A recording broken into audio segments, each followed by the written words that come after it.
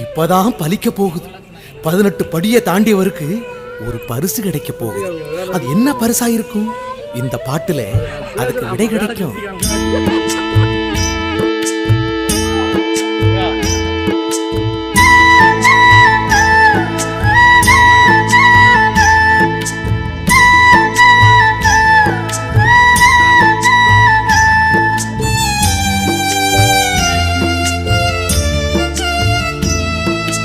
பார்த்து பார்த்து பரவசமானேன் சுவாமி, பார்த்து பார்த்து பரவசமானேன்.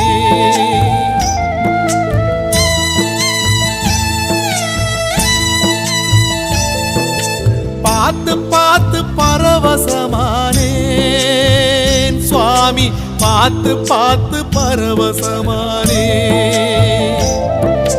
காத்துப்பட்ட